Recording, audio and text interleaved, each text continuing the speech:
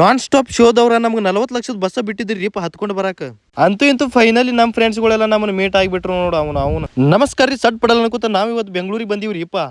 ನೀನ reality ಶೋದ shooting ಇತ್ರಿ, ಅದಕ್ಕೋಸ್ಕರ ಬೆಂಗಳೂರು ಕಡೆ ನಮ್ಮಪ್ಪ ಏನಾಗಿಬಿಟ್ಟಿದ್ರಿ. ಬಸ್ ಹತ್ತದ ಅಟ್ಟ ನೋಡ್ತಾರ ನೋಡ್ರಿ ನಮ್ಮ ಹುಡುಗರು. ಮೊದಲ ಕೆಟ್ಟ ಉಡಾಳ ಮಂದಿ ನಾವು, ಮತ್ತೆ ಸ್ಟೆಪ್ ಹಾಕ್ದಂಗಿರ್ತೀವಿ. ನನಗಂತೂ ಮೊದಲು ಅನಿಸ್ಬಿಟ್ಟೈತ್ರಿ ಇಂಥ ಉಡಾಳ್ ಹುಡುಗರನ್ನ ಕರ್ಕೊಂಡು ಇವ್ರು ಹೆಂಗ್ ಶೋ ನಡೆಸ್ತಾರತಿ. ಶೋ ವಿನ್ ಆಗ್ತೀವಿ ಬಿಡ್ತೀವಿ ಗೊತ್ತಿಲ್ಲ. ನಾವು ಫ್ರೆಂಡ್ಸ್ ಜೊತೆ ಒಟ್ಟು ಜಾಲಿ ಆಗಿ ಎಂಜಾಯ್ ಮಾಡಿದ್ವಲ್ಲ, ಅಷ್ಟು ಸಾಕು ನೋಡ್ರಿ. ನಮ್ಮ ಲೈಫ್ ದಾಗ ಮರಿಯದಂತ ಮೆಮೊರೀಸ್ ನೋಡ್ರಿ ಇದು. ನಮ್ಮ ಹುಡುಗರು ಕೇಳ್ರಿ ನಾವು ಎಗ್ಗ ಮುಗ್ಗ ಡ್ಯಾನ್ಸ್ ಹೊಡೆದಾರ್ರಿ ಬಸ್ ಒಳಗ. ಫೈನಲಿ ಶೂಟಿಂಗ್ ಪ್ಲೇಸ್ ಗೆ ಬಂದ್ಬಿಟ್ಟು ನೋಡ್ರಿ. ಆಲ್ಮೋಸ್ಟ್ ಆಲ್ ಸ್ಪರ್ಧಿಗಳೆಲ್ಲ ಬಂದ ಬಿಟ್ಟಿದ್ರು ನೋಡ್ರಿ. ಡ್ಯಾನ್ಸ್ ಅಂತ ಸಖತ್ತಾಗಿ ಮಾಡಿದ್ವಿ, ಫುಲ್ ಎಂಜಾಯ್ ಮಾಡಿದ್ವಿ.